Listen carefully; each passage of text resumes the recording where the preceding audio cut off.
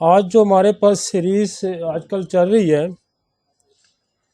वो सीरीज़ जो है वो बहुत ही ज़रूरी है, बड़ी इम्पोर्टेंट है और इसको समझना और इसका इस्तेमाल भी बड़ा ज़रूरी है। और ये मरीज़ भी इस वक्त दुनिया में जो ऑटोइम्यून डिजीज़ के जो पेशेंट हैं, ये इस वक्त दुनिया में बहुत ज़्यादा हैं और दूसरे तरीका इलाज जो है वो इसके इलाज में कामयाब भी इतने नहीं हैं। लेकिन होम्योपैथी वाइज साइंस है जो all type of autoimmune disease को बड़ा अच्छा ट्रीट करती है।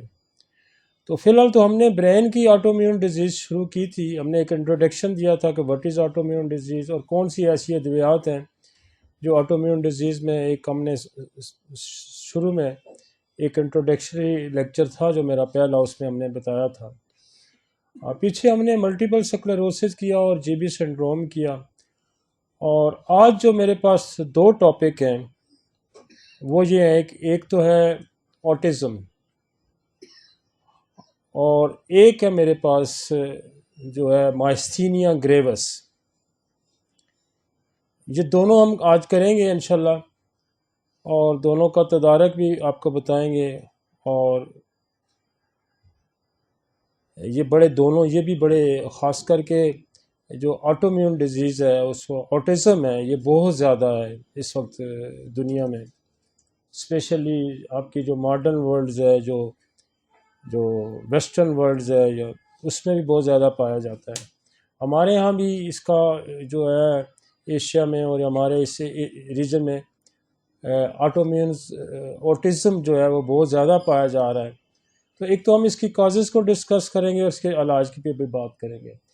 हमें टॉपिक से आने से पहले हमेशा हमारी एक रूटीन है कि मैं एक फ्रोज़म एक एनिमल की ऑर्गेनिन की बुक से डिस्कस करता हूँ। पहले उसको डिस्कस करते हैं और फिर टॉपिक पे आते हैं। आज जो मेरे पास ये फ्रोज़म है वो कंटिन्यूटी है पिछले दो फ्रोज़म जो हमने पढ़े थे, जो वो कह रहा है कि स्किन पे कोई नमूद आती है या कोई चेंज आती है तो हम उसको लोकल डिजीज़ समझ के ट्रीट ना करें, बल्कि मासफाई कट्स के या बर्न्स के हम ये समझते हैं कि ये लोकल डिजीज़ है या एक्सटर्नल कोई ऐसा प्रॉब्लम है जिसकी वजह से हो गया। लेकिन वही कंटिन्यूटी है उसी दो अफरोज़म की जो आज मेरे पास अफरोज़म है। ये कहते हैं ये बीमारियां महज मकामी तसव्वुर की जाती हैं।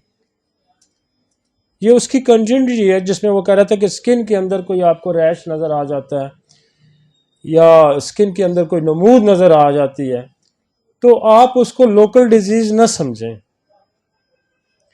तो वो ये कहता है ये बीमारियां महज मकामी तसव्वुर की जाती थी पास्ट में, इसलिए इन्हें मकामी अमराज कहा जाता था और ये समझा जाता था कि ये बीमारियां जिस्म के ख़ास हिस्सों तक महदूद रहती हैं और बाकी जिस्म का इसमें कोई किरदार नहीं होता।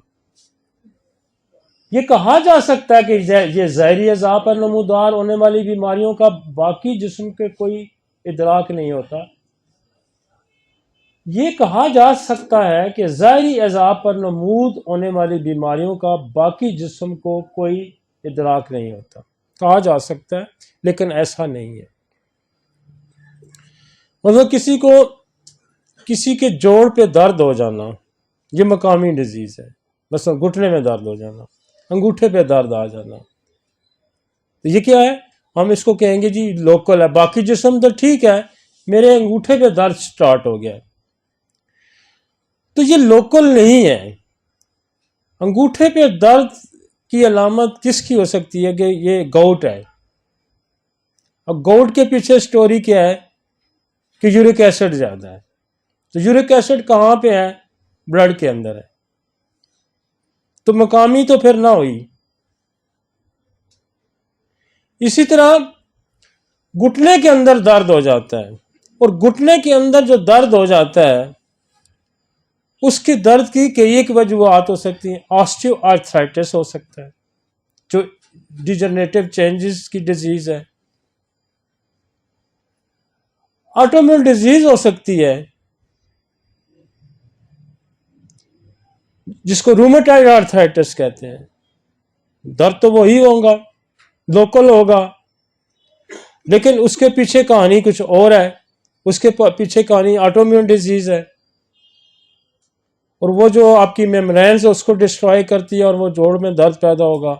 डिजनरेटिव चेंज की वजह से अगर दर्द आता है तो वो एज वाइज डिजीज है, या किसी और डिजीज की कॉम्प्लिकेशन हो सकती है, मसलन सिफिलिस की हो सकती है, टीबी की हो सकती है।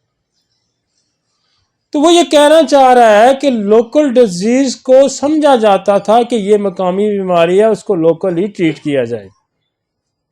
लेकिन मैं जैसे कुछ एग्जांपल्स मैंने आपको दी, तो ये इसको लोकल डिजीज नहीं समझना चाहिए। ये आपकी बॉडी के इंटरनल किसी ऑर्गन की, या किसी सिस्टम की, या किसी बैक्टीरिया की, किसी वायरस की खराबी की वजह से हो सकता है। अब हमारा एक और जोड़ का दर्द आता है जो रूमेटॉइड आर्थराइटिस भी है, जो स्ट्रेप्टोकोकस बैक्टीरिया की वजह से आता है। फिर हमारे बैक्टीरियल इन्फेक्शन की वजह से जॉइंट्स पेन आते हैं। तो कहने का मकसद यह है कि इसको लोकली मोल आ जाता है, पिंपल्स आ जाते हैं, कोई ग्रोथ हो जाती है, वॉट्स आ जाते हैं, तो इसको हम ये नहीं समझना चाहिए कि वॉट्स को हम बर्न कर देते हैं, उसको काट देते हैं तो वो ठीक हो जाएगा। तो ये तो साइकोटिक डिजीज है। जिस सिफिलिस के अंदर भी स्किन पे बाहर आ जाते हैं, तो क्या हम उसको लोकल डिजीज नहीं समझेंगे? उसकी पूरी बॉडी को एनालाइज करके फिर किसी नतीजे पे पहुंचेंगे कि इसकी बीमारी की वजह। तो ये कंडेम कर रहा है कि पहले ये समझा जाता था कि ये जो लोकल बीमारियां, मकामी सतह की जो बीमारियां हैं, ये मकामी बीमारियां, इनको इसी तरह ट्रीट किया जाए। तो जैसे कार्बंकल बन जाते थे तो जरा उसको काट के उसको साफ कर देता था, लेकिन कार्बंकल बनने की वजूहत कोई और सेप्टिसेमिया हो सकता है, कोई शुगर की वजह से बन सकते हैं, किसी और वजह से बन सकते हैं, तो उसको एड्रेस करना ज़रूरी है। ठीक है जी, समझ आ गया जी फ्रोजन। आगे चलते हैं जी। आज हमारे पास जो टॉपिक है, हमारे पास आज पहला टॉपिक रखा हुआ है बेसिकली ऑटिज्म है। ऑटिज्म जो है, इस वक्त बेशुमार बच्चे जो है ऑटिज्म का शिकार हैं, और लोग जो हैं, इसको क्या पानी दे, लोग जो हैं इससे बड़े परेशान हैं, इसका कोई हल नहीं है। और होम्योपैथिक वाइज साइंस है जो इसको बहुत अच्छे तरीके। What is the autism? Autism जो वर्ड्स है, ऑटोज, ये ग्रीक वर्ड है। The word autism is a composed of the two parts, दो हिस्से हैं इसके, out and ism. The prefix of the word is the out, which is come from the Greek words autos. ये Greek word है, लातीनी जबान का ये लफ्ज है जिसका मतलब है सेल्फ, खुद। इज्म कंडीशन है, वो कंडीशन है जो खुद से वाबस्ता है। मतलब ये बंदा अपने आप में खोया होगा, इसको ये नहीं पता कि मेरे इर्द गिर्द क्या हो रहा है। सिचुएशन, मतलब आप सिचुएशन में आते हैं, यहाँ गाना बजाना हो रहा है, यहाँ लेक्चर हो रहा है, या कोई तिलावत हो रही है, या कोई कॉन्फ्रेंस हो रही है, या कोई खेल हो रही है, कोई मैच हो रहा है, तो ये अपने उसमें इन्वॉल्व होता है। ये जो है ये उस कंडीशन में, अब लोग सारे मैच देख रहे हैं, ये मैच नहीं देखेगा, ये अपना ही लगा होगा। तो सेल्फ का मतलब यही है कि ये सेल्फ सेंटर होगा, ये सिचुएशन में नहीं होगा, ये अगेंस्ट द सिचुएशन होगा, ये अपने अंदर ही खोया होगा। तो इस लफ्ज के मतलब ये जो है, उस मतलब से ये आपको अखज़ करना चाहिए कि ये सेल्फ है, ये एक बंदे की अपना बिहेवियर है, उस कंडीशन को कहेंगे जो सेल्फ से वाबस्ता है। अब यहां सारे लोग बैठे हुए हैं, तो ये जो लोग हैं ये एक लेक्चर सुनने के लिए बैठे हुए हैं, किसी बात को समझने के लिए बैठे हुए हैं। अब जो ऑटिज्म होगा वो इस कंडीशन से बाहर होगा, वो इस सिचुएशन में नहीं होगा। इसीलिए उसने जो वर्ड जहां से वो ड्राइव किया, जहां से ये लफ्ज अखज़ किया है, उसका मतलब है आर्टोज। आर्टोज ग्रीक वर्ड, चूंकि बहुत सारी हमारी तिब की जो साइंस है इसके जो वर्ड सेलेक्ट हुए हैं, चूंकि ये सारे ही ग्रीक वर्ड्स हैं, ये सारे ज़्यादातर मैक्सिमम आपने देखा होगा कि ये ग्रीक वर्ड्स हैं। ग्रीक ने ही दुनिया में सबसे पहले तरक्की की तिब में या फ़लसफ़े में या दूसरी जो हमारी तालीमात हैं या हमारी जो दूसरे पेशे हैं या बहुत सारी चीज़ों में। आर्किटेक्चर में भी ग्रीक ने पहले शुरू में बड़ा काम किया, फ़लसफ़े पे बड़ा काम किया, तिब पे बड़ा काम किया। तो ग्रीक से ये लिया गया वर्ड ऑटोज। ऑटोज का मतलब ये है कि self ism condition, self condition. अब आगे इसकी मजीद तारीफ में देखता हूं कि वो क्या करता है। The different kinds of autism explain. Autism is not a illness, ये कोई बीमारी नहीं है। Autism is not a illness, it is a developmental disorder that affect on the 59 individuals, 1 in 59 individuals, 1 in 59 individuals। 59 में से एक बंदा जो है वो इसका शिकार हो सकता है। The key characteristic of the autism include the difficulties। अब ये क्या कहता है, ये कम्युनिकेट नहीं कर सकता, अपनी बात को समझा नहीं सकेगा ये बच्चा।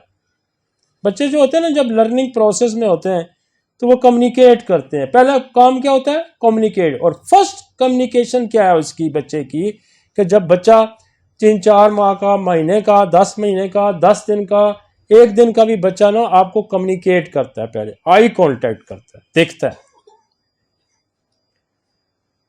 जब आप उसको देखते हैं वो आपको देखेगा। द फर्स्ट इंटरेक्शन क्या है, आई कांटेक्ट होता है, देखता है कि आंखें खोलता है तो देखता है।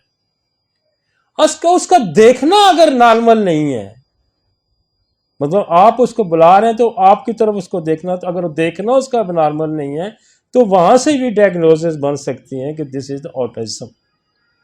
तो पहली कंडीशन क्या है, डिफिकल्टी विद द कम्युनिकेशन। ये पहला कम्युनिकेशन है बच्चे का कि वो लुक करेगा, देखेगा।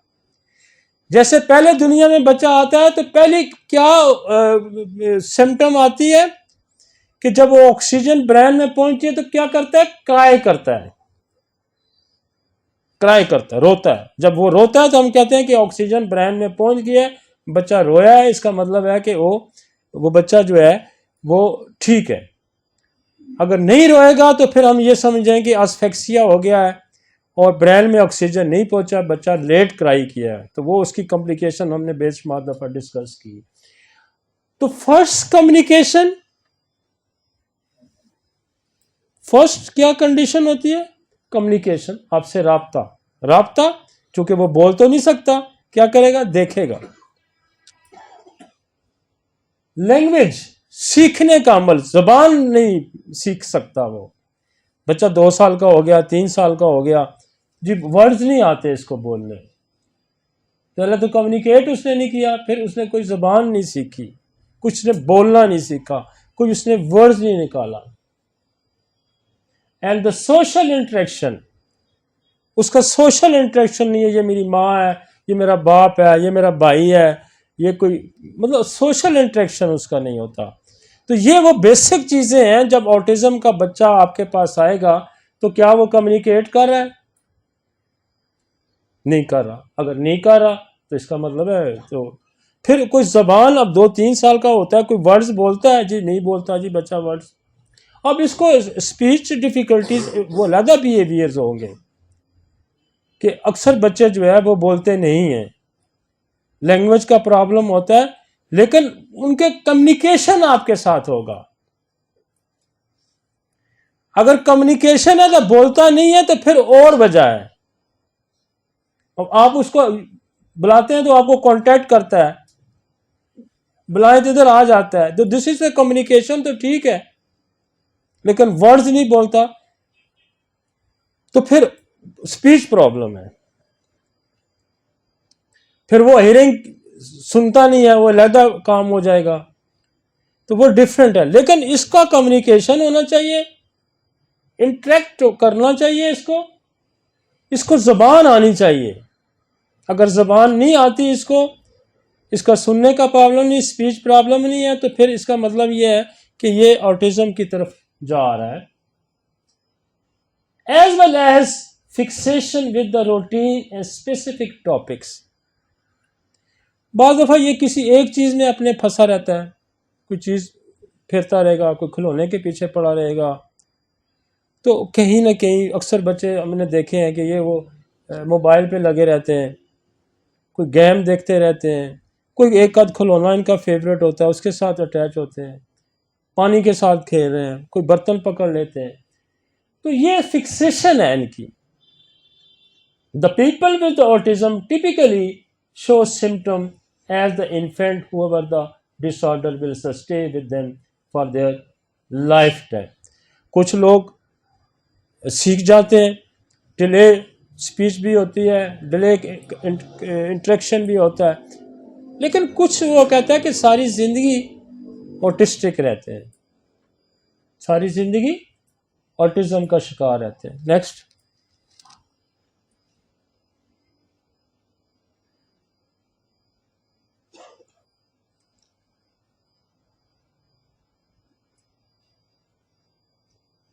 early identification is vital to provide the best developmental support for the autistic children.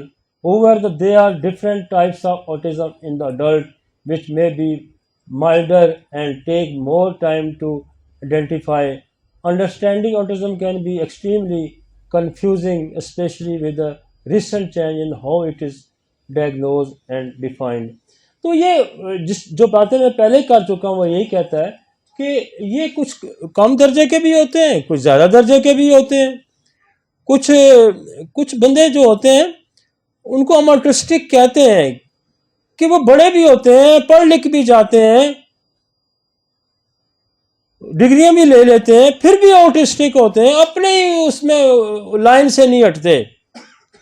खुदा ने इंसान जो दुनिया में भेजा है वो तो सारी चीज़ों को समझता है, सिचुएशन के अंदर रहता है, उसके अंदर अक्ल सबसे सुप्रीम है और डिफ्रेंशिएट करती है, इंटेलेक्चुअल उसका सुप्रीम है, उसका सोच, उसका अमल, अच्छाई और बुराई की तमीज़ उसमें ज़्यादा है, सीखने का अमल उसमें ज़्यादा है, दूसरे एनिमल से डिफरेंट है।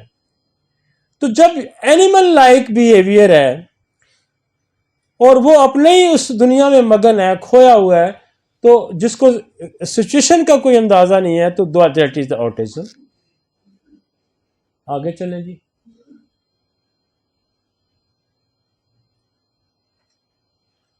वो कहते हैं what is the cause, the puzzle of autism is there is no one. वो कहते हैं हमें कोई नहीं पता चला इसकी क्या वजह हो सकती है।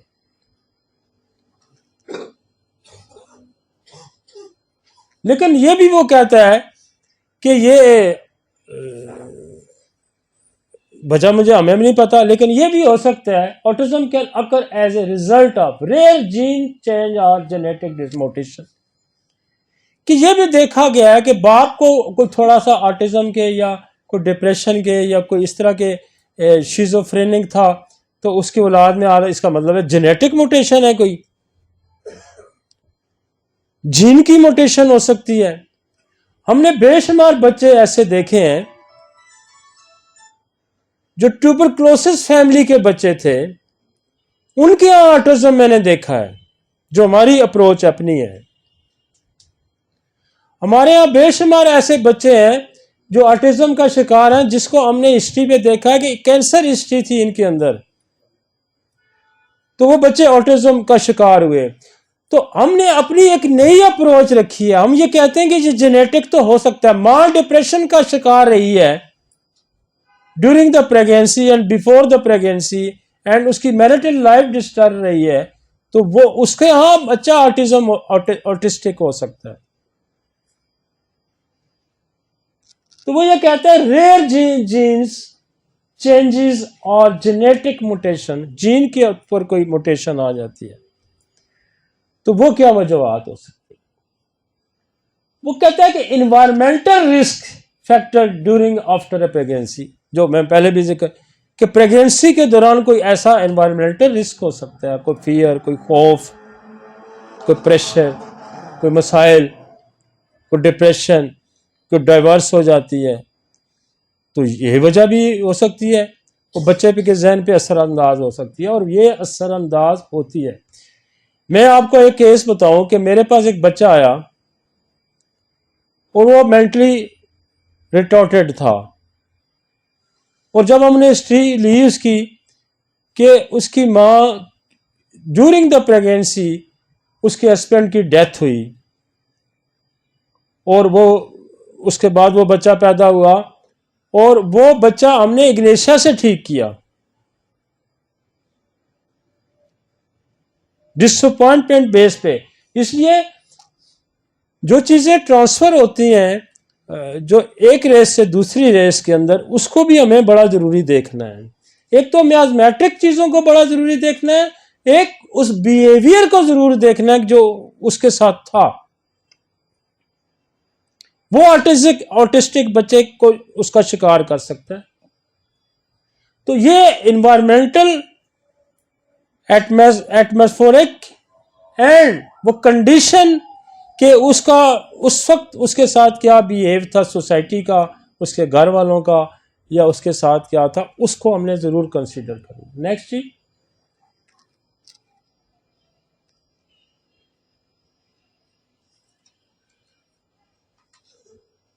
अब जेनेटिक, उसके अंदर वो देख रहा है कि what is the main factors क्या हैं।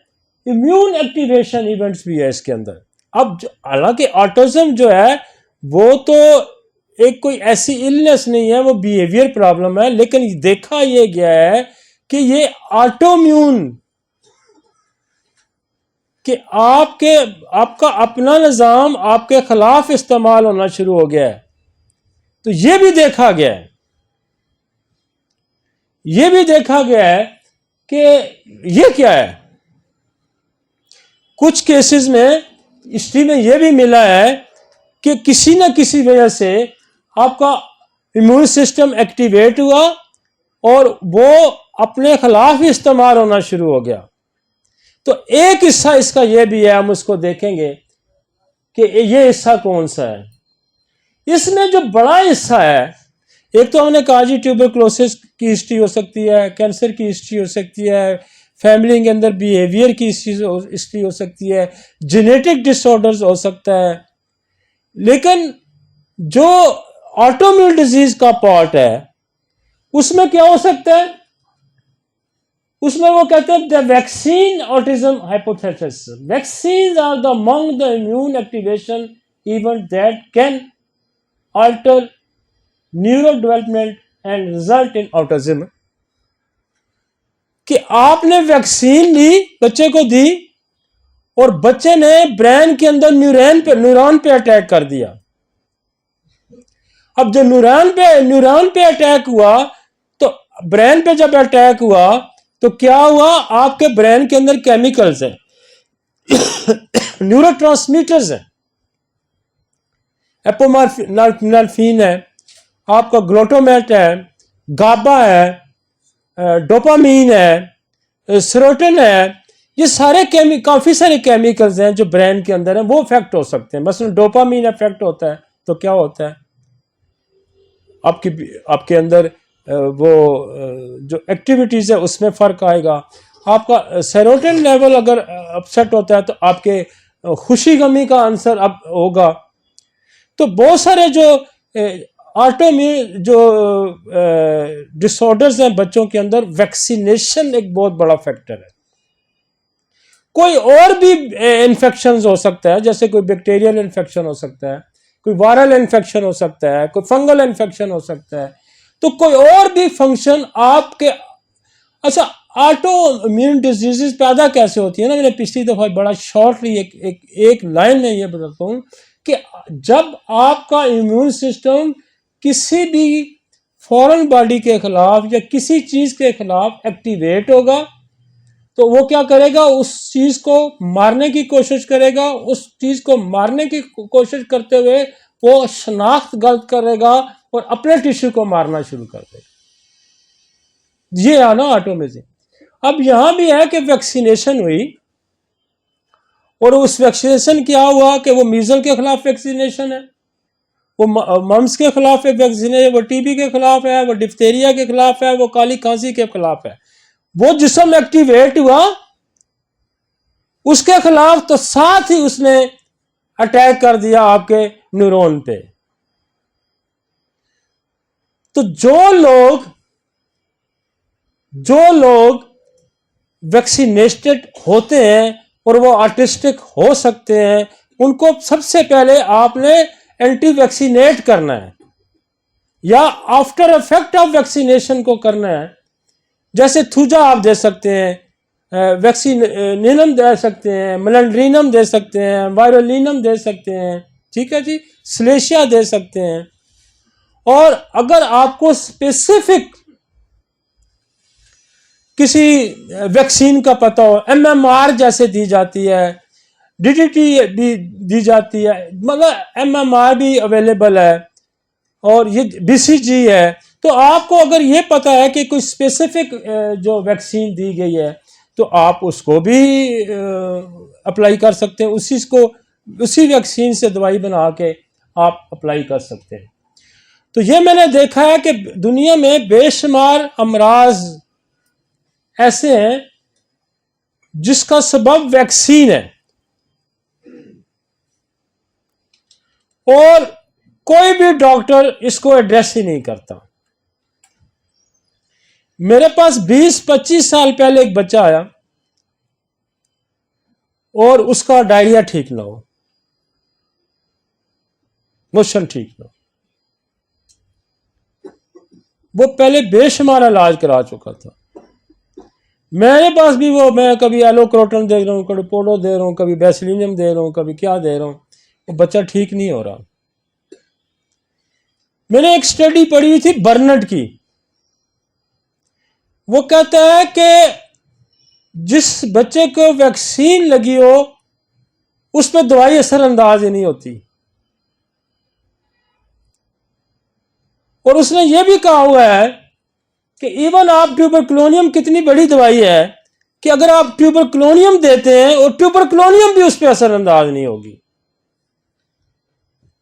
उस पर बेसिलिनियम असरअंदाज नहीं होगी, जब तक आप उसको थूजा नहीं देंगे,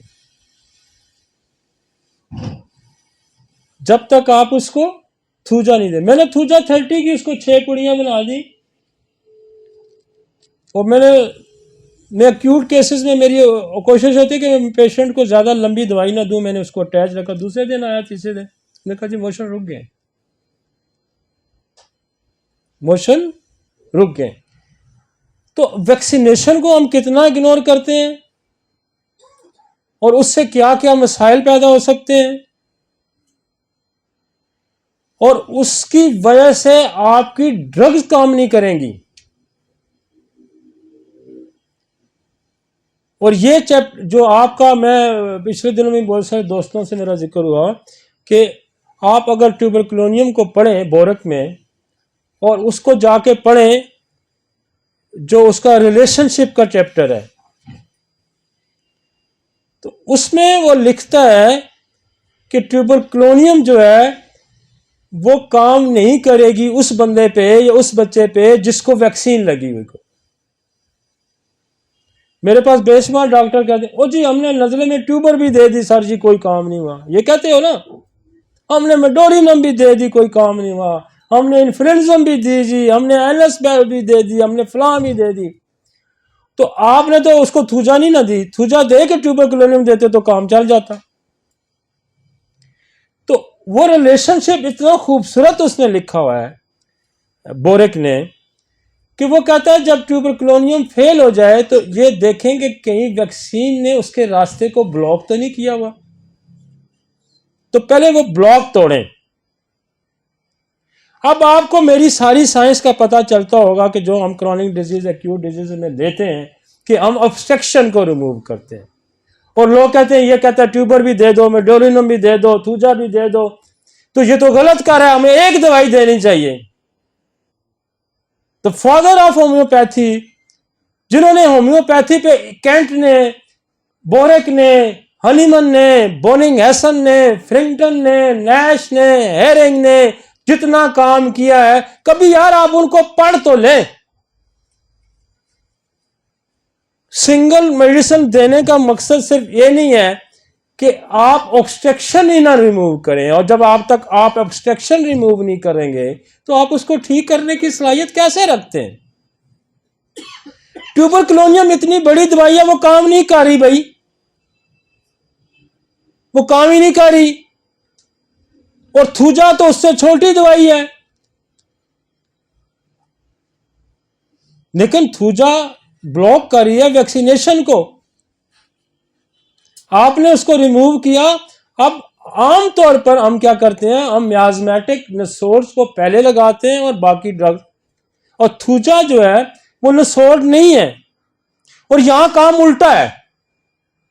नॉर्मली हम नसोर्स को पहले लगाते हैं, मेडिसिन को बाद लगाते हैं। यहां काम उल्टा है, हम मेडिसिन पहले लगा रहे हैं, नसोर्स। अब इसी तरह देखें, हमारे पास कार्सिनोसन कितनी बड़ी दवाई है। अब कार्सिनोसन बहुत बड़ी दवाई है, और नक्स वमिका आम मेडिसिन है, पोलिक एसिड मेडिसिन है, और सूरन तो हमें कार्सिनोसन दे के नक्स वमिका को देना चाहिए, ऐसा ही है ना तरीका का। लेकिन कार्सिनोसन को नक्स एंटीडोट कर देता है। आपने जिस पर्पज के लिए कार्सिनोसन का इस्तेमाल किया, वो तो आपने खुद ही उसको जाया कर दिया, खुद ही जाया कर दिया।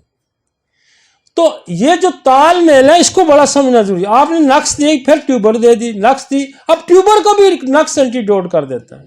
मजे की बात बता, ट्यूबर को भी नक्स एंटीडोट कर देता है।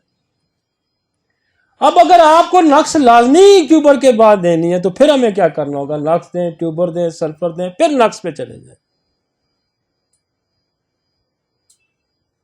तो जब तक ये दवाइयों का जो रिलेशनशिप है, इसको हम नहीं समझते, मैं वैक्सीनेशन के अंदर ही, मैं चूंकि आपको इन्फेक्शंस को कंट्रोल करना होगा ऑटोइम्यून डिजीज में, कि ट्रिगर क्या हुआ, ऑटोइम्यून ट्रिगर क्यों हो गया ऑटिज्म में, तो ये तालमेल भी तो आपको पता होना चाहिए ना।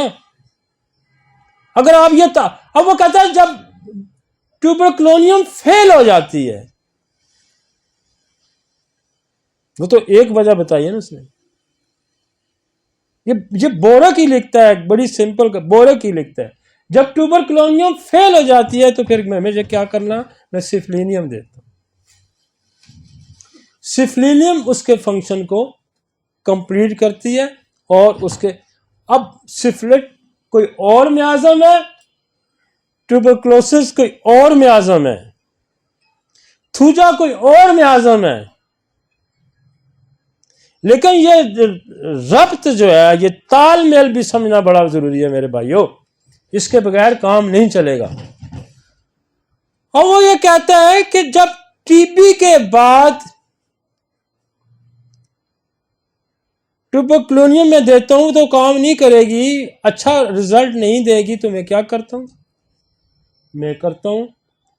मैं उसको ताकतवर बनाने के लिए मैं हाइड्रोसिस का इस्तेमाल करता हूं। अब इसी में वो ये कहता है कि मैं जब ट्यूबरकुलोनियम के अंदर कोई मिक्स इन्फेक्शन आ जाते हैं, तो मैं क्या करता हूं कि मैं ट्यूबरकुलोनियम भी देता हूं, फिर मैं स्ट्रेप्टोकोकस भी देता हूं, फिर मैं स्टेफिलोकोकस भी देता हूं, फिर मैं न्यूमोकोक्सिन भी देता हूं। तो जो ये बात जिनके पल्ले कख नहीं है, वो कहते हैं कि एक ट्यूबरकुलोनियम दे के 6 महीने इंतजार करें, एक ट्यूबरकुलोनियम दे के साल इंतजार करें। भाई मेरे, जब दवाई काम करेगी तो अगले लम्हे आपको पता चल जाएगा दवाई ने काम शुरू कर दिया। उसको लॉक लगा हुआ है, वो ब्लॉक लगा हुआ है वैक्सीन का, आपने ट्यूबरकुलोनियम दे के 6 महीने उसको इंतजार में मार ही देना है। ट्यूबरकुलोनियम वर्क ही नहीं कर रही, आपको सिफलिनियम देनी चाहिए थी। मैं तो नहीं कह रहा ना, बोरक ने लिखा हुआ है। लेकिन आप पढ़े तो सही ना उसको। हम सिंगर रेमेडी इस्तेमाल करते हैं, classical. What is the classical? मैंने तो म्यूजिक वाले सुने थे क्लासिकल होते हैं। यार साइंस है, this is not a classical musician, this is a scientific approach. ये राग नहीं है, ये ना राग मुलारी है, ना कंधारी है, ना बैरवी है, ना पहाड़ी है। This is the total science है भाई। वैक्सीन को आपने ब्लॉक किए हुए को हटाया ही नहीं है तो आपकी दवाई काम नहीं करेगी। समझ आई आपको? तो एड्रेस करना है आपने, कितना सिंपल सा है। बच्चा ऑटिज्म का शिकार है और हर बच्चे को वैक्सीन लगी हुई है, हर बच्चे को वैक्सीन लगी हुई है, और आजकल तो हर बड़े को भी वैक्सीन लगी हुई है। वो तो बचपन में जो टीके लगे थे वो ज्यादा लगे, अभी कोरोना के दूसरे तीसरे अभी टीके लग गए। तो फिर बहुत सारी बीमारियों एक शेड भी देखें। और हनीमन कहता है कि बेहतरीन डॉक्टर वो है जो ऑब्स्ट्रक्शन रिमूव करना जानता है। बेहतरीन डॉक्टर वो है जो ऑब्स्ट्रक्शन रिमूव करना। चुगे तीन मरीज नहीं देखते, कहते हम क्लासिकल डॉक्टर हैं।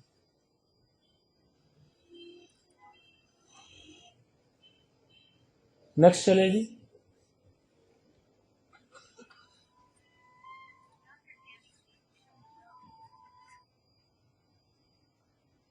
एंटीबॉडीज जो बन जाती है वो चाहे किसी और के लिए बने, वो एंटीबॉडी कहाँ अफेक्ट करती है?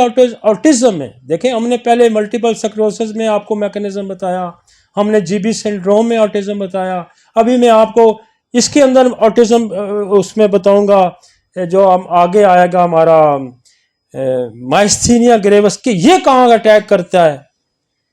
कहीं ब्रेन में अटैक होगा, कहीं पेरिफेरल नर्वस सिस्टम में होगा।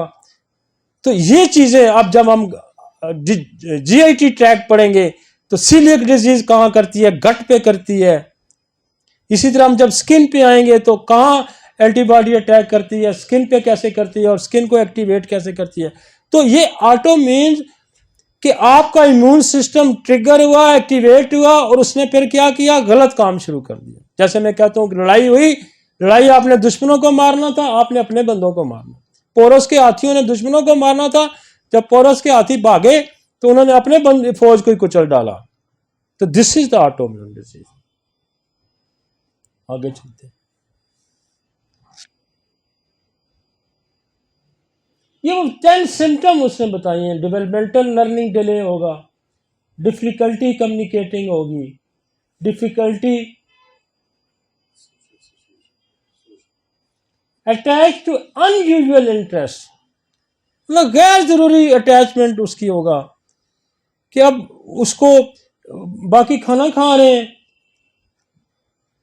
तो सुलन तो उसको भी खाना खाना चाहिए, वो खिलौने के साथ लगा हुआ, अनयूजुअल।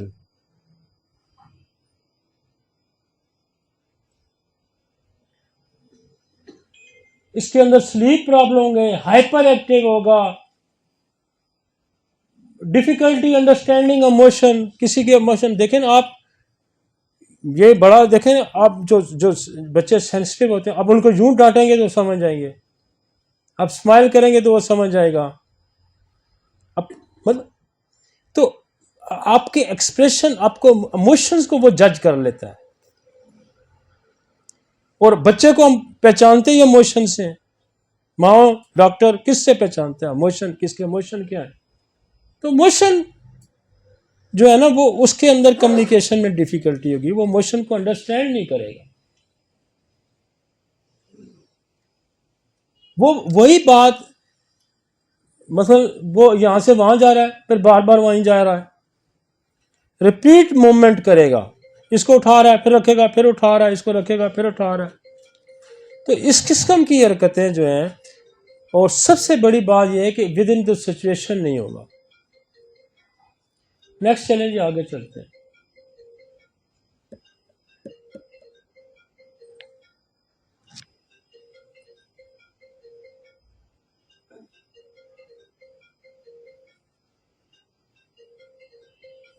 ये पहले भी हमने बार बार ये चीज़ें वही आ रही हैं कि social emotional reciprocity deficit, difficult language developmental, ज़बान नहीं सीखेगा, restrictive repetitive pattern of the behaviour, कि बार बार उसी बात को दोहराता जाएगा, उसी बात को अगर कोई लफ्ज़ फर्क है सीख भी लिया तो वही लफ्ज़ बोलता जाएगा। नेक्स्ट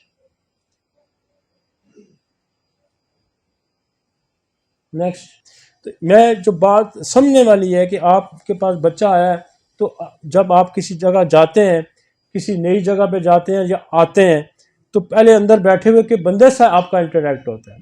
आप उसको इग्नोर करेंगे तो दिस इज द ऑटिस्टिक। तो एक बंदा बैठा हुआ है, आपने उसके साथ दुआ सलाम नहीं की, आपने उसके साथ कोई इंटरेक्ट नहीं किया, आप उसके साथ बोले नहीं, तो इसको क्या कहते हैं? और अभी ऑटिस्टिक भी लोग जो हैं, जैसे एक बंदा पेंटिंग कर रहा है तो उसको भी ऑटिस्ट, पेंटिंग कर रहा है, तस्वीर बना रहा है, पहले बंदे गुजर रहे हैं, उसको परवाह ही कोई नहीं। तो दुनिया में पर्सनैलिटीज कैसी हैं? Idealistic, romantic, autistic, 3 popular personalities हैं। कि जब बंदे को रोमांस होता है तो फिर वो सारी चीज़ों को भूल जाता है। जब उसका आइडियलिज्म होता है तो वो फिर आइडियल्स के पास है, बाकी सारी चीज़ों को भूल जाता है। तो आर्टिस्टिक क्या होगा? अपने ही काम में मगन होगा, उसको दूसरे किसी काम से कोई ताल्लुक नहीं होता। तो इंसान को ठीक है आर्टिस्टिक भी होना चाहिए, एक इंसान के अंदर सारी वैरायटीज़ होनी चाहिए, उसको आइडियलिस्टिक भी होना चाहिए, उसको रोमांटिक भी होना चाहिए, लेकिन वो सिचुएशन के साथ होना चाहिए। अब सिचुएशन ऑटिस्टिक की नहीं है, आपको कोई बंदा मिलने आ रहा है, आप अपने काम में मगन है, आप उसको सलाम जवाब भी नहीं दे रहे, तो दिस इज द ऑटिस्टिक। तो ये कुछ पर्सनैलिटीज दुनिया में है कि काम के वक्त काम, रोमांस के वक्त रोमांस, खेल के वक्त खेल, पढ़ाई के वक्त पढ़ाई, सोशल वक्त के बाद सोशल काम करना, दिस इज द नॉर्मल, एक नॉर्मल इंसान है। अब मुसलसल नमाजें ही पढ़ते रहना, दुनिया का होश नहीं, घर वालों को खर्चा कहाँ से मिलेगा, बच्चे कहाँ पढ़ लेंगे, तो ये भी तो आर्टिस्टिक काम है ना भाई, एक ही काम पे लगे हुए हो। या आप कपड़े उतार के कहीं दरिया के किनारे बैठ जाते हो, जी मैं तो बड़ा वली बन गया हूँ, तो इसको भी ये भी ऑटिस्टिक फील्ड है। नॉर्मल इंसान क्या होगा? उसको नेकी बदी का एहसास होगा नॉर्मलाइज रह के।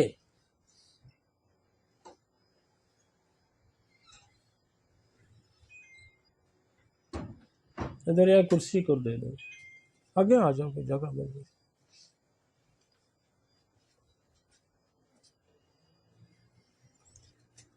नॉर्मलाइज रह के आपको नमाज भी पढ़नी है, आपको रिजक भी कमाना है, आपने बरादरी का भी ख्याल करना है, आपने बच्चों का भी ख्याल करना है, और उसके अंदर अगर आप ने कोई दर्जा मोमन का, वली का, पैगंबर का पा लेते हैं, तो this is the normal life में के अंदर रहना हो। आप कपड़े उतार के दरिया के किनारे बैठे, this is the autistic nature. This is, ये खुदा ने आपको ऐसा नहीं कहा। खुदा ने आपका इम्तिहान किसका लेना है? आपके काम का इम्तिहान लेना है, और एक नॉर्मल लाइफ जिंदगी के अंदर इम्तिहान लेना है ना।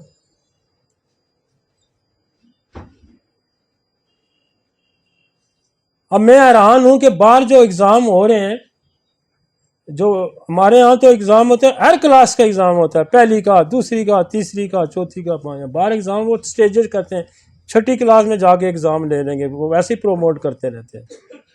और वो जब एग्जाम लेंगे आपको कोई डेट शीट नहीं देंगे कि फलां दिन आपको ये पेपर होगा।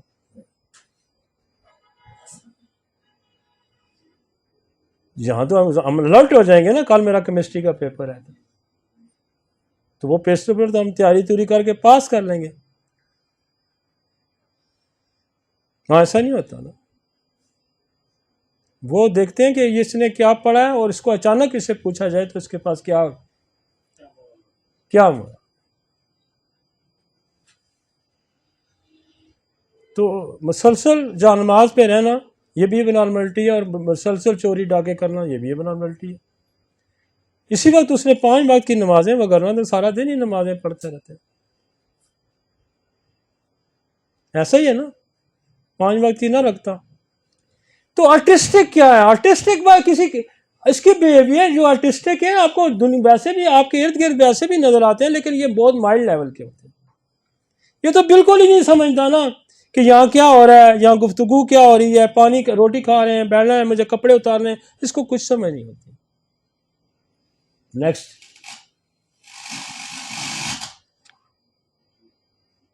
अब ट्रीटमेंट क्या है? देखिए, आपने जेनेटिक्स को पहले नहीं बोलना, मैं आपको बताता हूं। पेरेंट्स की डिजीज को नहीं बोलना। आप अगर ऑटिज्म के अंदर पेरेंट्स के हिस्ट्री को भूल जाते हैं, मसलन कैंसर की हिस्ट्री है, टीबी की हिस्ट्री है, कोई और जेनेटिक डिसऑर्डर है, तो उसको अगर आप भूल जाते हैं तो फिर आप ऑटिस्टिक बच्चे को, और बहुत कॉमन यूज दवाई होती है ऑटिस्टिक बच्चे में, जो हम पिछले 20, 25, 30 साल से इसका इस्तेमाल कर रहे हैं, और ये मैक्सिमम सपोर्ट करती है ऑटिस्टिक बच्चों को, वो है कार्सिनोसन। कार्सिनोसन हमने इसलिए लगाई हुई है कि कोई भी हेरिडेटरी डिजीज आती है, हेरिडेटरी विरासतन कोई बीमारी आती है, विरासतन कोई बिहेवियर आता है। आपने देखा होगा कि अक्सर आपके गांव में, आपके रिश्तेदारों में ये बात मशहूर होती है, इसका बाप भी इसी तरह करता था, ये भी इसी तरह करता, यही है ना। उसके बाप की भी यही आदत थी, इसकी भी यही आदत है। उस आदत को कौन तोड़ेगा? उस आदत को कार्सिनोसन तोड़ेगा। ये इसका बाप भी गालियां देता था, ये भी गालियां देता है। इसके बाप को भी रिश्तेदारों का ख्याल नहीं था, इसको भी रिश्तेदारों का। इसी तरह है ना। अब ऐसे लोगों को आप कैसे ट्रीट करेंगे कि बाप भी यही करता था, बेटा, बाप भी शराब पीता था, ये भी शराब पीता है। अब बाप भी शराब पीता है, बेटा भी शराब पीता है, उसकी दवाई सिफिलिनियम है। इन हेरेडिटरी अल्कोहलिक, खानदानी शराबी। अब कहां सिफिलिस, कहां खानदानी शराबी। सिफिलिस की समरी के अंदर बोरक ने लिखा हुआ है कि खानदानी विरासतन शराबी। तो बहुत कॉमन है कि ये जो बिहेवियर चेंजेस आ रही हैं कि बाप भी इस तरह करता था, इसका बाप भी आर्टिस्टिक ही था, उसको भी इतना नहीं था, वो माइल्ड लेवल का होगा, बच्चा उससे डबल ट्रिपल लेवल का होगा, वो ज्यादा अग्रेसिव होगा। बाप भी शैतान, बेटा भी शैतान है जी। ये तो आप अपने इर्द गिर्द लोगों में नहीं सुनते। इसको कैसे ब्रेक करेंगे? इसको कार्सिनोसन ब्रेक करेंगे। ट्यूबरकुलोनियम के बारे में लिखा गया है ये कि अगर दुनिया के पागल खानों का विजिट किया जाए तो 30% पेशेंट आपको टीबी के वहां मिलेंगे, खानदानी तौर पे, जो पागल है।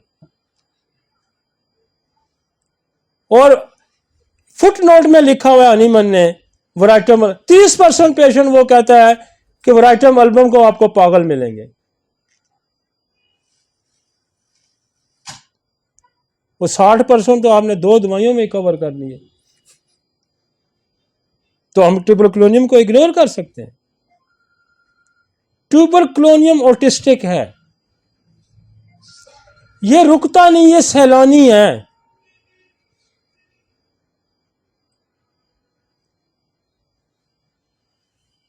तो क्या करेंगे? साइकोटिक को मेडोरिनम देंगे, कार्सी देंगे, ट्यूबरकुलोनियम देंगे, सिफिलिनियम। सिफिलिनियम जो है वो डिस्ट्रक्टिव डिसऑर्डर रखती है अपने अंदर, और हमने यहां इसको लगाया। ये तोड़ फोड़ बड़ा करते हैं, चीजें ये तोड़ते हैं। ये जो ऑटिस्टिक बच्चे होते हैं, ये चीजें तोड़ के रख देंगे, मतलब ग्लास तोड़ देंगे, बर्तन तोड़ देंगे, खिलौने तोड़ देते हैं। ये डिस्ट्रक्टिव बिहेवियर है जो सिफिलिनियम के अंदर पाया जाता है। और बार बार काम करता है जो बच्चा, बार बार वही काम करता है, वही जिसको कहते हैं कंपल्सिव डिसऑर्डर, जिसको कहते हैं ओसीडी, ऑब्सेशन कंपल्सिव डिसऑर्डर, बार बार हाथ धोता है, बार बार। ये भी सिफिलिस का, सिफिलिनियम का खासा है, ये भी सिफिलिनियम का खासा है। तो मैं तो आपको सोल ऑफ ड्रग्स बता रहा हूं कि जहां आपको वो नहीं जी ये इसको मना भी करो तो इसने यही काम करना है और बार बार करेगा, तो उसको कौन रोकेगा? उसको तो सिफिलिनियम। और ये खासा ट्यूबरक्लोनियम का भी है, जिसकी अलामात भी बार बार ऊद के आती हैं, बार बार ऊद के आती हैं, बार बार ऊद के आती हैं, वही बार बार हो रहा है जी, वही बार बार हो रहा है कि कौन ब्रेक करेगा? ट्यूबरक्लोनियम। और मैं आपको पहले बता चुका हूं कि आपको एक लंबी लिस्ट हमने दी है वैक्सीनेशन की, MMR, मीजल, मम्स, रुबेला, जिनको ये टीके लगे हुए हैं, इनको ऑटिज्म हो सकता है और होता है, सारों को नहीं लेकिन होता है। और आप इनका इलाज करने से पहले आप इनको जरूर थूजा का इस्तेमाल करवाएं। और मैंने आपको कहा कि बोरक लिखता है कि ट्यूबरक्लोनियम काम नहीं करेगी जब वैक्सीनेशन ने ब्लॉक लगाया होगा, तो जब तक आप थूजा नहीं देंगे आपको ट्यूबरक्लोनियम काम नहीं करेगी। ये गुत्थियां तो इधर सुलझाने का सुलझती है ना, अगर आप इनको समझे तो समझना पाए तो। मुझे ये बताएं ना कि यहां कितने डॉक्टर बैठते हैं और कितने लोग मुझे सुन रहे होंगे, उनके बोरक की रिलेशनशिप कितने डॉक्टरों ने पढ़ी हुई है ट्यूबरक्लोनियम की। फिर कहते हैं एक दवाई दो और 6 महीने इंतजार करो। आपने दवाई गलत दी तो मैं क्यों 6 महीने इंतजार करूं? और जो लेक्चर मेरा सुन रहे हैं ना, मेरे लेक्चर जो है वो सिर्फ जो है ना होम्योपैथिक डॉक्टर नहीं सुनते, जनरल पब्लिक भी सुनती है और एलोपैथिक डॉक्टर भी समझे, और वो बहुत ज्यादा समझ रहे हैं इन बातों को। मैं अक्सर औरतें मर्द अनपढ़ आते हैं, मैं कहते हैं मेरी बात तुम्हें कैसे समझ, कहते नहीं जी आपकी बात हमें बड़ी सही समझ आ रही है। और इंशाल्लाह मेरी जिंदगी रही तो ये लोग डॉक्टरों को ट्रेन करेंगे कि मुझे वैक्सीन भी लगी हुई है, मेरे बाप को भी टीबी थी, मेरे बाप को भी कैंसर था, इसको कंसीडर करो। और अक्सर लोग आके चिट पे लिख के ले आते हैं फैमिली हिस्ट्री सारी कि मेरे बाप को टीबी थी, मेरे बाप शराबी था, मेरे बाप का भी ये आदत थी, मेरे बाप को कैंसर था। ये लिख के एक लिस्ट आपको मियाजमेटिक की आपके मुंह पे मारते हैं आके, जो आपने इन्वेस्टिगेट करनी होती है। ये इनको किसने सिखाया है? ये इनको डॉक्टर अली ने सिखाया है। और यही मेरी कामयाबी है कि हम जनरल पब्लिक को अवेयर करें कि आपने डॉक्टर को जाके हिस्ट्री कैसे देनी है। अब वो वैक्सीन MMR भी लगी हुई है, वैक्सीन जो है वो उसमें कौन सी है वो DPT भी लगी हुई है। अब अगर ये MMR भी प्रोटेंटाइज होके आ गई है, स्पोज थूजा काम नहीं करती, वो तो बोरक ने उस वक्त लिखा था। और अब मैं आपको बताऊं, अभी जो हमारे पास ये पिछले दिनों में जो पेशेंट हमारी इतनी लंबी चौड़ी 2-4 साल हमने भुगता है, जो वैक्सीनेशन लोग को करके आते थे, वो मेरे जोड़ों का दर्द ठीक नहीं हो रहा, मुझे कमर का दर्द है, मेरा दिमाग फिरा हुआ है, यकीन माने हम थूजा 1M की एक डोज देते, वो कहते थे हम घर पहुंचने तक ठीक हो जाते थे। और ये वेपन दुनिया के किसी और साइंस के पास है ही नहीं, दुनिया की किसी और साइंस के पास कोई एंटीडोटल नहीं है भाई। ये तो क्रेडिट जाता है सिर्फ आपको। और इसीलिए एलोपैथिक डॉक्टर जो है, अब इसको समझना और पढ़ना उन्होंने शुरू किया कि जब हम दीवार के साथ लगते हैं तो कोई और वे आउट तो होना चाहिए ना।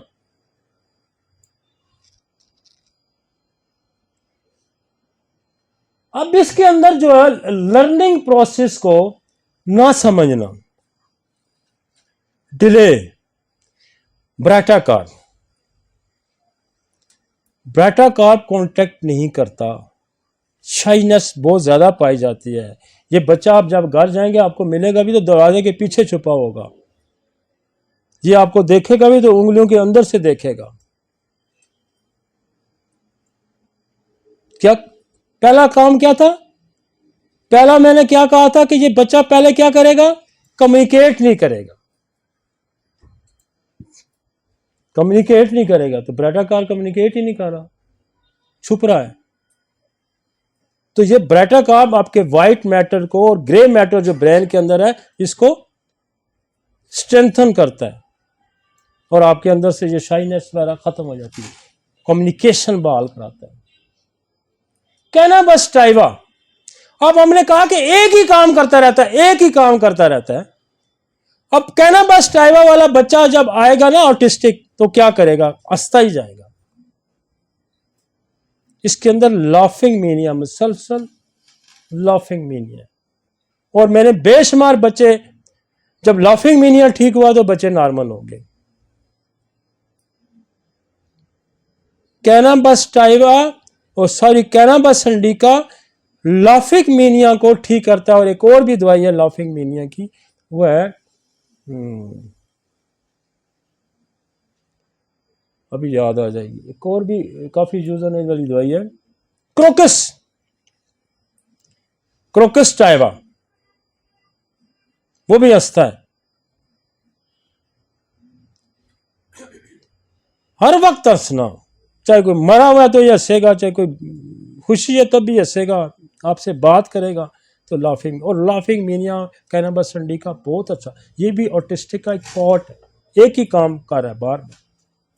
रोता बहुत ज्यादा है, हर वक्त रफड़ ही डाला होता है उसने, कैमोमिल हर वक्त रफड़ ही डाला होता है।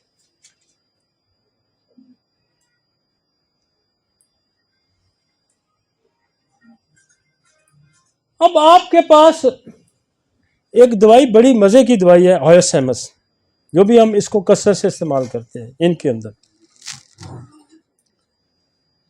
आयोसेमस जो है, इसके बारे में लिखा गया है कि ये जो दवाई है ये दिमाग पे कब्जा जमा लेती है, शैतानी कब्जा जमा लेती है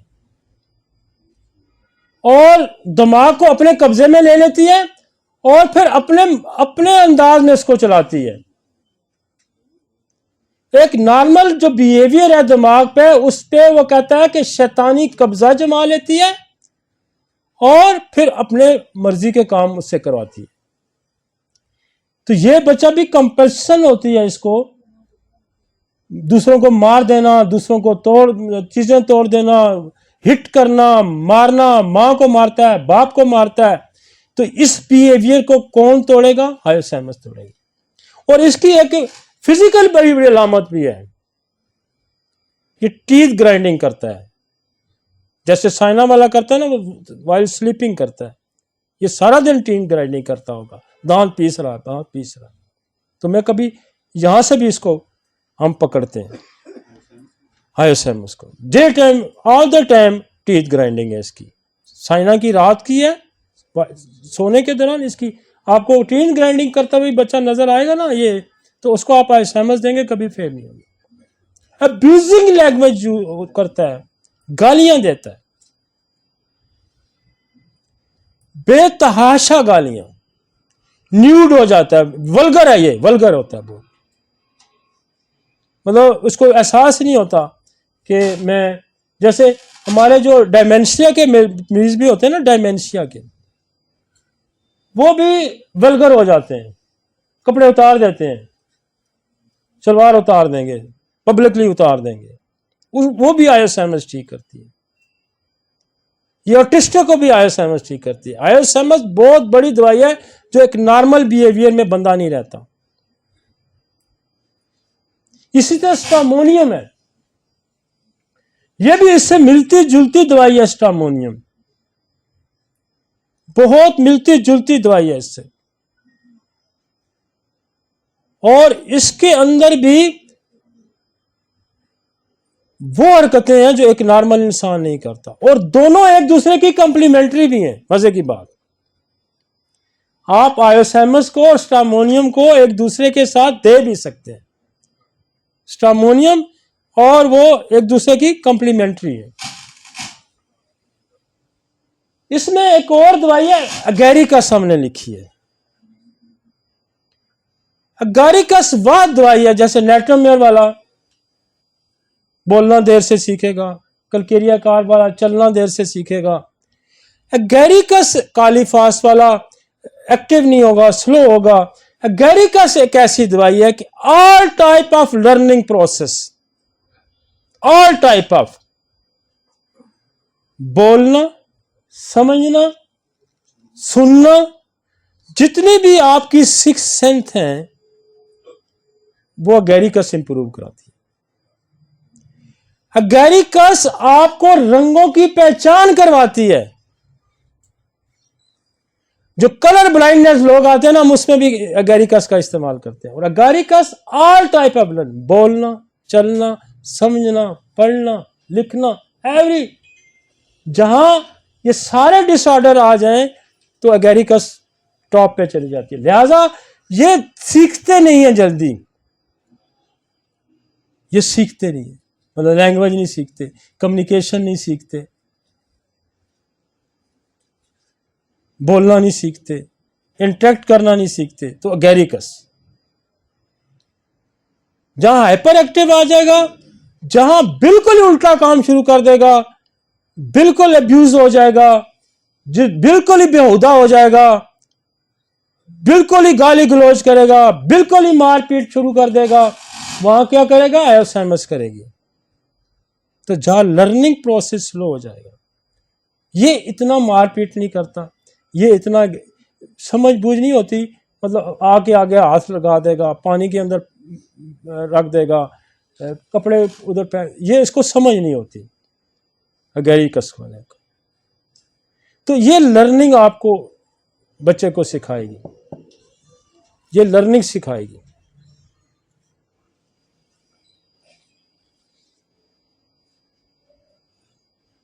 टेरेंटोला, अच्छा वराइटम एल्बम बीच में, मैं असल में आपको यूं बता देता कि वराइटम एल्बम दे दें, अल्जाइमर दे दें, स्ट्रामोनियम, मैं हर दवाई की एक सोल थोड़ी थोड़ी दो दो चार चार लाइनों में आपको समझाऊं, हर दवाई की थोड़ी सी सोल मैंने यहाँ लिखी है कि जो रोज हमारी टिप्स पे होते हैं, हम रोज इसी तरह ट्रीट करते हैं, हम पेशेंट को रोज इसी तरह ट्रीट करते हैं। ये बिहेवियर आ गया, ये दवाई, ये बिहेवियर आ गया, ये दवाई, ये।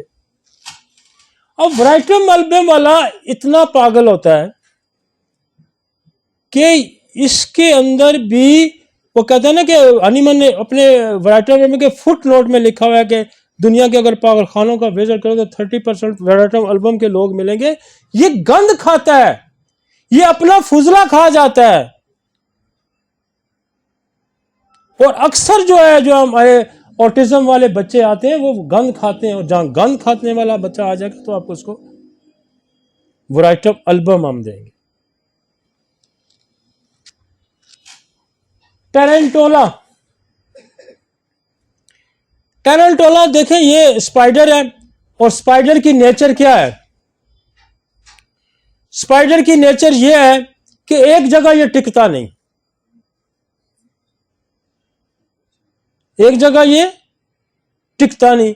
अब ये ऑटिस्टिक बच्चे होते हैं, आपके घर भी आमे उधम बचाएंगे, कभी उधर जाएगा, कभी उधर जाएगा, कभी टेबल पे चढ़ जाएगा, कभी कुर्सी पे चढ़ जाएगा, कभी एक जगह ये टिकता नहीं, ये कांस्टेंट मोमेंट में रहता है और मसलसल जंप करेगा एक जगह। स्पाइडर क्या करते हैं ना, यहां से उठा वहां बैठा, वहां से उठा वहां बैठा, this is the nature of spider. और टेरेंटोला म्यूजिक लवर है, एगैरिकस वाला भी म्यूजिक पसंद करता है, ये भी म्यूजिक पसंद करता है। और अक्सर ये ऑटिस्टिक बच्चे होते हैं ना, जिनको म्यूजिक लगा के दें तो वो बैठ जाते हैं।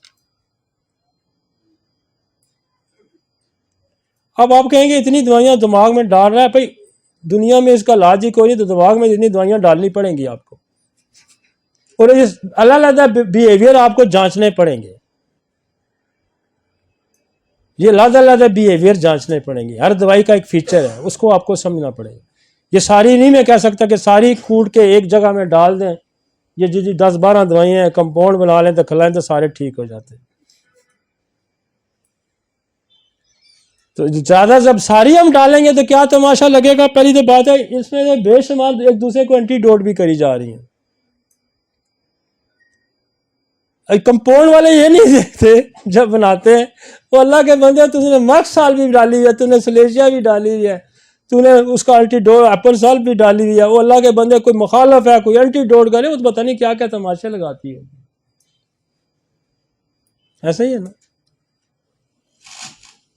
हिंदू, शिया, सुन्नी, वहाबी, बरेलवी, ईसाई, यहूदी सारे कमरे में उठाए तो हंगामा तो हो ही गा, कि नहीं होगा, बहुत हंगामा होगा, मार देंगे एक दूसरे को, कत्ल गारत कर देंगे, तबाही फेर देंगे। सुन्नी गट्ठे बिठा दें, शिये गट्ठे बिठा दें, वहाबी गट्ठे बिठा दें, कुछ भी नहीं होगा। तो द रिलेशन ऑफ मेडिसिन बड़ा इंपॉर्टेंट है। मैंने कहा ना कि एक ट्यूबर कलोनियम के गर्द बोरक कितना घूमा है कि ऑब्स्ट्रक्शन हो,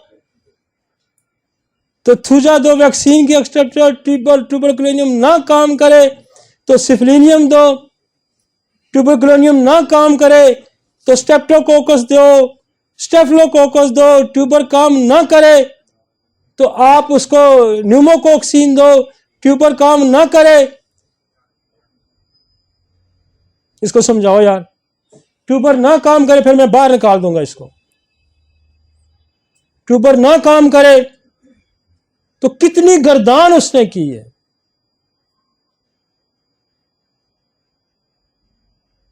तो एक दवाई के साथ जो तालमेल है उसको आप समझने की कोशिश करें। यही होम्योपैथिक दवाई तरीका इलाज है और यही सारी साइंस है। आप अगर इसको भूल जाएंगे तो फिर आप नहीं समझेंगे। अब मरकरी जो है, मरकरी बहुत बड़ी दवाई है और मरकरी जो है दवाई है ये चूंकि सिफिलिस बेस रखती है तो ये कुछ भी कर सकती है। और मरकरी का बिहेवियर जो है वो पेंडुलम की तरह है। मरकरी का बिहेवियर जो है थर्मामीटर की तरह है, कभी नीचे कभी ऊंचे, कभी नीचे कभी ऊंचा, कभी नीचे कभी ऊंचा।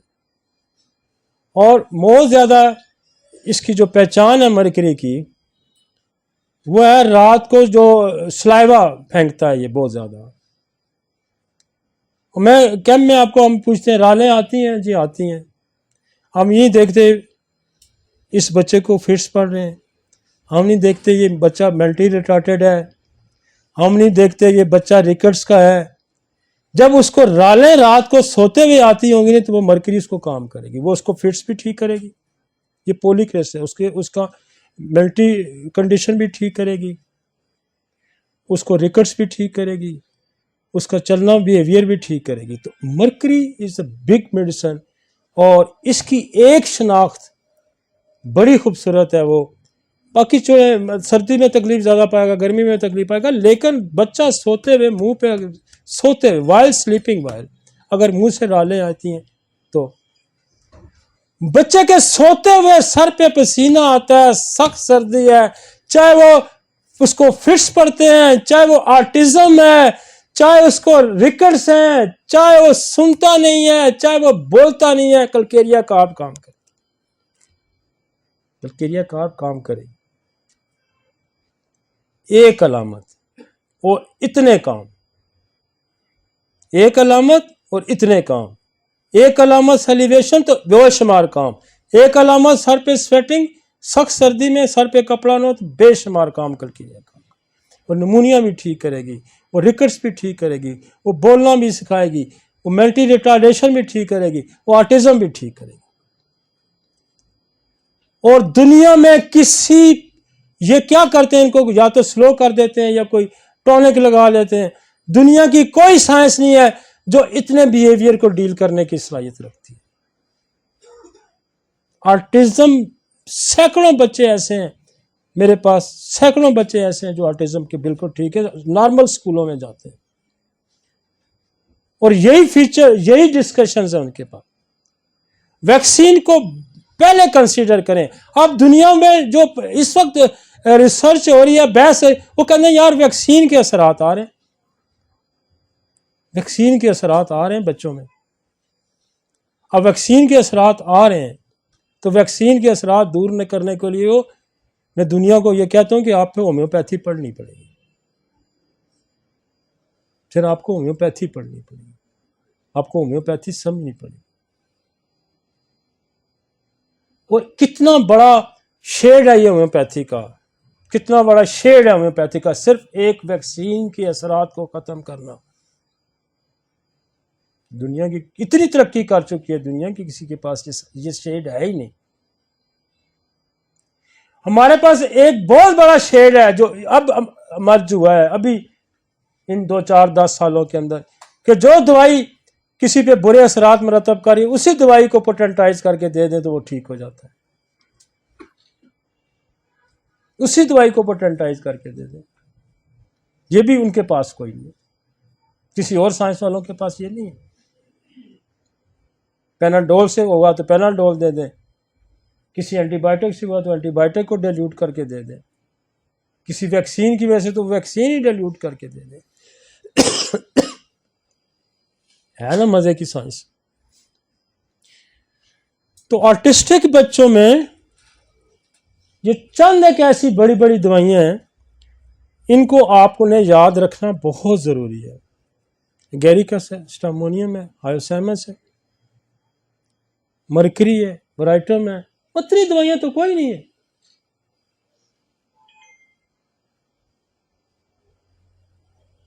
एक दवाई है मेलाटोनिन, मेलाटोनिन, ये पाइनियल ग्लैंड की सिक्रीशन से बनती है, सारकोड है। पाइनियल ग्लैंड की सिक्रीशन का क्या रोल है? उसका रोल यह है कि ये आपको नींद लाती है।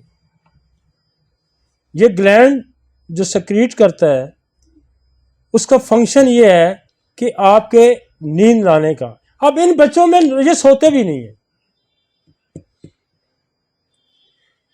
ये सोते नहीं है। अक्सर माया आके क्या इनको स्लीपिंग मेडिसिन दी जाती है, रात को गोली दे देंगे, सिरप कुछ दे देंगे, सो जाएंगे। अब हमारे पास एक कुछ बच्चे सोते नहीं है, हमारे पास भी एक बड़ी दवाई है साइपरपीडियम, साइपरपीडियम। अब पाइनियल ग्लैंड हार्मोन्स है ये जो है मेलाटोनिन, ये क्या करेगा, इन बच्चों को नींद लाएगा। जो ऑटिस्टिक बच्चे हैं जो सोते नहीं हैं उनको तो एक तो साइपरपीडियम है और दूसरा ये हार्मोन्स आप दे सकते हैं स्लीपिंग डिसऑर्डर्स में। और इस वक्त ये जो लेक्चर है ना, ये दुनिया के जो ऑटिस्टिक बच्चों की माँ है ना, वो बहुत ही परेशान है। 2-2, 3-3 भी एक एक घर में है, बहुत परेशान है लोग, किसी के जा नहीं सकते, किसी को घर बुला नहीं सकते।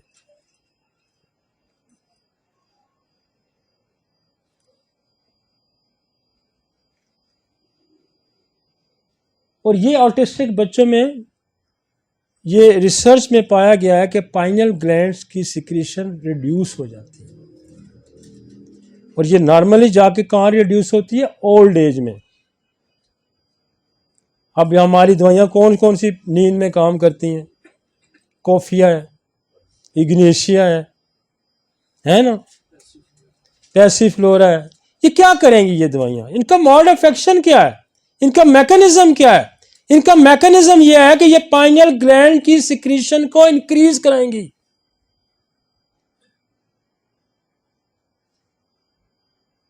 इसका मतलब यह होता है कि जो ऑटिस्टिक बच्चे हैं उनका पाइनियल ग्लैंड की सिक्रीशन कम है, सही फंक्शनल नहीं है।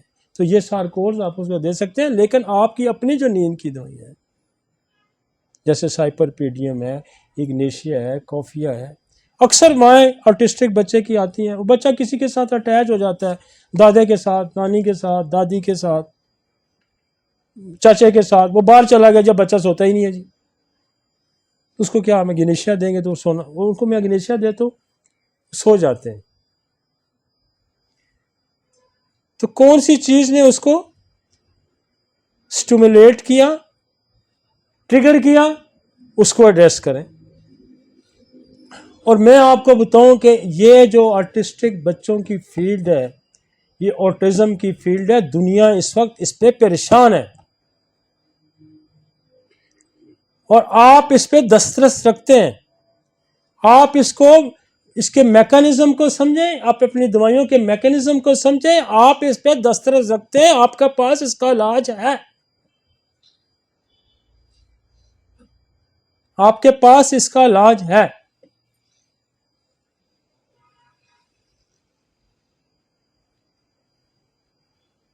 अच्छा, बहुत सारे बच्चे वो कहता है इसको चॉकलेट खिला दो फिर तो बैठता ही नहीं है ना ऐसे। ये चीनी खाता है फिर तो चीनी के बाद दो एक चम्मच जिसने डाल ली ना मुंह में, सैक्रम चीनी खा के फिर नहीं टिकता जी। शुगर इनटेक के साथ नहीं टिकेगा तो कौन ठीक करेगा, फिर सैक्रम करेंगे।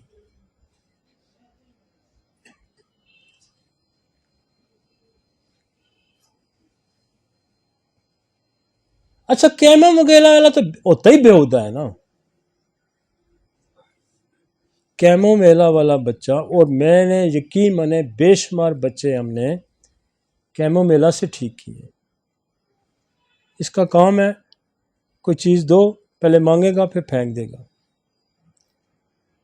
चंगा भला होगा, बैठा होगा, काम शाम चल रहा होगा, आपने तैयारी की ना, जा रहे हैं कोई शादी है, इसने जनाब कोई ऐसा कटा खोल देना है, हो सकता है कहीं आग ही लगा दे, आपका काम धरा का धरा ही रहेगा। वो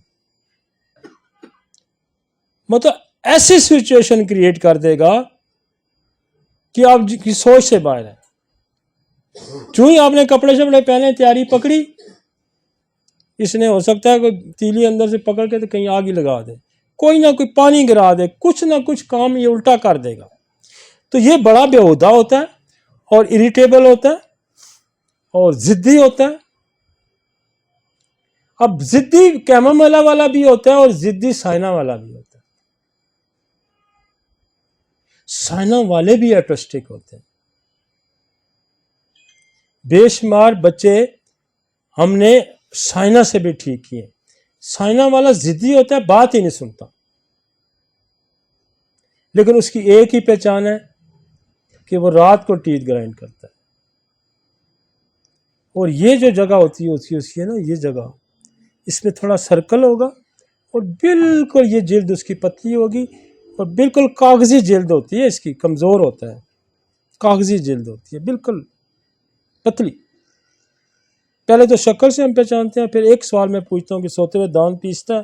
पीसता है। जिद छोड़ देगा, खाना पीना शुरू कर देगा, ऑटिज्म खत्म हो जाएगा।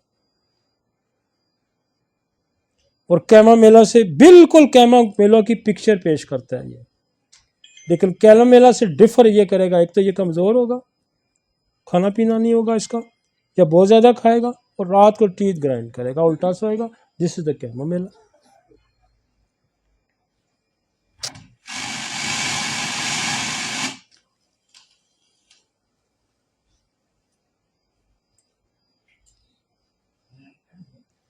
इन सारी दवाइयों को सारी दवाइयों को तो पहले आपने नसोड़ तो का इस्तेमाल ज़रूर करना है, एंटी वैक्सीनेशन करनी है, फैमिली शिफ्टिंग जेनेटिक डिसऑर्डर को कार्सिनोसम से एड्रेस करना है, ट्यूबरकुलोनियम एड्रेस करनी है, और हेल्पिंग मेडिसिन जो है इंसान के दिमाग को तकवीत देती है, जिस्म को तकवीत देती है, बोन को तकवीत देती है, नर्व्स को तकवीत देती है, वो है ओरोमेट।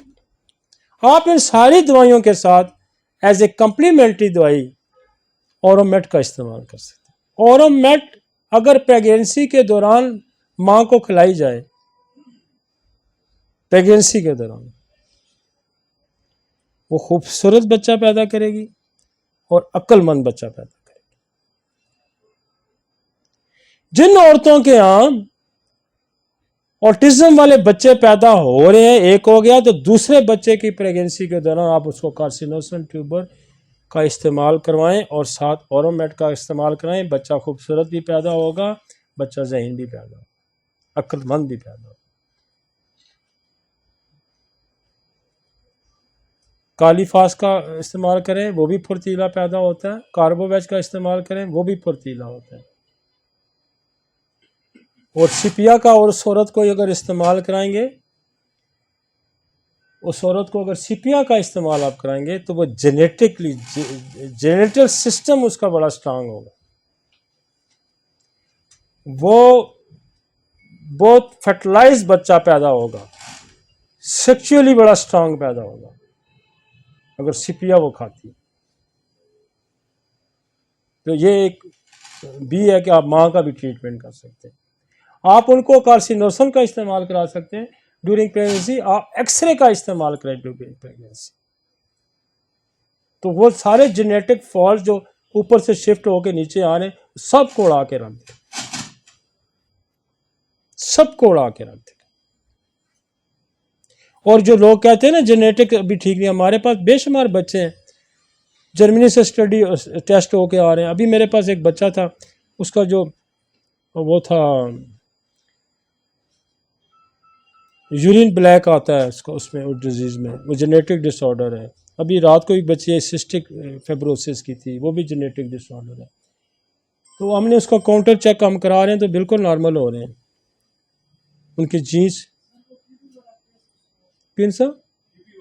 हाँ, टीबी जो ठीक होने वाला, हाँ हाँ, वो एक देखें टीबी के जो पेशेंट, टीबी उन्होंने एक सवाल, हमारी एक दवाई है जो ट्यूबरक्लोनियम, जिन लोगों को टीबी हुई होती है और उनके अंदर कोई कॉम्प्लिकेशन आ जाती है फर्ज करें, तो हम वैसे तो ट्यूबरक्लोनियम का इस्तेमाल हम कराते ही कराते हैं, लेकिन जो टीबी की दवाई है आइसोनाइज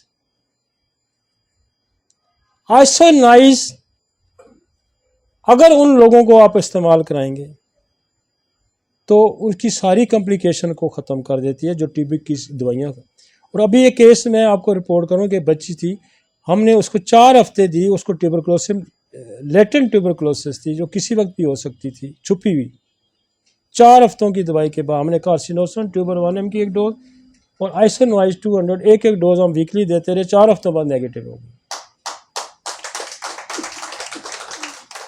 तो ये ऐसा सिस्टम है जिसके दरवाजे आप अगर खोल लें, चाबियां आपके पास हैं तो दरवाजे आप खोलने की सलाहियत रखते हैं। और चाबियां इल्म है, वो चाबियां क्या है कि आप ट्यूबरक्लोनियम काम नहीं कर रही तो वैक्सीन की ऑब्स्ट्रक्शन है तो थूजा, ये चाबी है आपके। ट्यूबरक्लोनियम काम नहीं कर रही तो सिफिलिनियम दे, ये चाबी है आपके पास। ट्यूबरक्लोनियम काम नहीं कर रही तो स्टेफिलोकोकस दे, ये चाबी है आपके पास। आप स्ट्रेप्टोकोक्सिन दे, ये चाबी है आपके पास। आप ट्यूबर को ही ना छोड़ दें,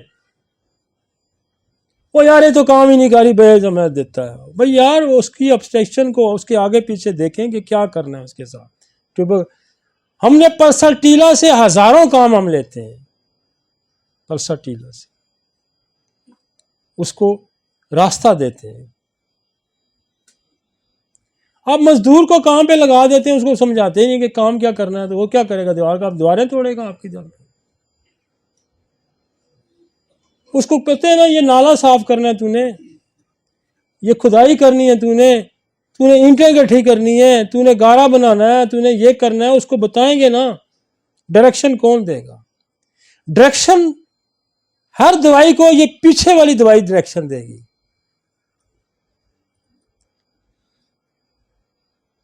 ट्यूबरक्लोनियम की डायरेक्शन रोकी है तो थूजा उसको डायरेक्शन देगी। ट्यूबरक्लोनियम को डायरेक्शन रुक गई है तो सिफिलिनियम उसको डायरेक्शन देगी। भाई एक सुपरवाइजर रखते हैं ना, एक मॉनिटर रखते हैं ना, एक ठेकेदार होता है, एक आर्किटेक्ट, डायरेक्शन कौन देता है? मजदूर तो बेचारा। आप क्या करेंगे? उसको मेरी बिल्डिंग बना दे, वो बना देगा आपको, उसको क्या पता बिल्डिंग कैसे बनती। तो ये मजदूर हैं सारे, इन मजदूरों के पीछे सुपरवाइजर लगाने हैं, मॉनिटर लगाने हैं, मैनेजर लगाने हैं, सारे ये लगाने हैं तो फिर ये काम करेंगे ना।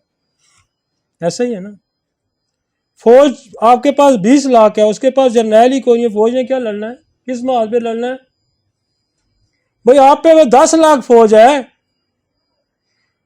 क्या होता है? एक जनरल होता है, फिर उसके नीचे ब्रिगेडियर होता है, फिर उसके नीचे कर्नल होता है, फिर मेजर होता है, फिर कैप्टन होता है, फिर सूबेदार होता है, फिर लांस नायक होता है, फिर सिपाही होता है। लड़ता तो सिपाही है, इसी तरह है ना। तो सिपाही को कौन लड़ाएगा? एक ऊपर से कमांड ऑर्डर आएगा, जनरल ऑर्डर करेगा, किसको करेगा? ब्रिगेडियर को करेगा, ब्रिगेडियर किसको करेगा? कर्नल को करेगा, कर्नल मेजर को। पूरा एक आपने सिपाही से काम लेना ना। अब सिपाही तो नहीं खुद से कोई फैसला कर पाता कि मैंने क्या करना, पर सटीला ने खुद से कोई फैसला नहीं करना, आपने उसको किस डायरेक्शन पर डालना, उसकी सलाहियत क्या है वो तो उसके अंदर प्रूव्ड है। सिपाही की सलाहियत क्या है कि वो मशीन गन भी चला सकता है, वो तोप भी चला सकता है, वो पिस्टल भी चला सकता है, उसको ट्रेनिंग दी गई है कि जनाब तू छोटा भी मार सकता है, छुरी भी चला सकता है। ये तो उसकी सलाहियत है। उसकी सलाहियत को बुरेकार कौन लाएगा? कमांड। जैसे नूर मोहम्मद पता क्या कहता है, ये ओरोमेटन है सारे मिनरल का कमांडर है, ये सारे मिनरल की सिमत को दुरुस्त रखता है, उनकी कंपोजिशन को दुरुस्त रखता है। वो बंदा जो पीएचडी डॉक्टर नहीं था, ये उसके अल्फाज हैं और ये बिल्कुल दुरुस्त अल्फाज थे कि ओरोमेट क्या करता है, ये कमांडर है, ये जनरल है, ये कंपोजिशन को दुरुस्त रखता है। तो मैंने एक दवाई के बारे में आपको बताया, आप सैकड़ों दवाइयों पे जब हम निकलेंगे तो बेशुमार ऑब्स्ट्रक्शन है, बेशुमार रास्ते खोलते हैं। कैसे खोलते हैं? हम तो बेशुमार ऐसे काम करते हैं, अपनी दवाई देते हैं, अगले दिन जो देते हैं उसी का असर जाहिर कर रही होती है। हम अगले दिन दे देते हैं, वो कहते हैं पहली डोज खाई से डॉक्टर साहब में बेहतर हो गया था, अगली डोज खाई तो मेरे साथ तो तमाशा ही लग गया है। हमको एनीमिकल दे देंगे अगले दिन उठा के, ऐसे ही करते हैं ना। रिलेशनशिप का तो हमें ख्याल ही कोई नहीं है ना। चले जी, ओपियम जो है ना, ये बेसिकली बड़े मज़े की दवाई है, और ये दवाई सिस्टम को स्लो करती है। आपके जब सिस्टम स्लो होंगे, आपके सिस्टम के प्रोसेस स्लो होंगे, वो काम नहीं करेंगे, तो हम ओपियम का इस्तेमाल करेंगे। ये क्या करती है? और बड़ा खूबसूरत जुमला एक ने उसने लिखा हुआ है, कैंट ने, ओपियम के बारे में। वो कहता है जहां हम सल्फर देते हैं, हम सल्फर गलती से देते हैं, वहां हमें ओपियम देनी चाहिए एज ए इंटरकरंट रेमेडी। कैंट ने लिखा हुआ है लेक्चर के अंदर, कहता है जहां हम सल्फर देते हैं ना, वहां हमें ओपियम देनी चाहिए। ये फंक्शन को तेज करती है, फंक्शन को तेज करो। तो जो चीज़ें सुस्त हो जाए, स्लगश हो जाए, सीखने का अमल, कोई सिक्रेशन सुस्त हो गया, तो ये उसको तेज करते हैं। आगे समझ?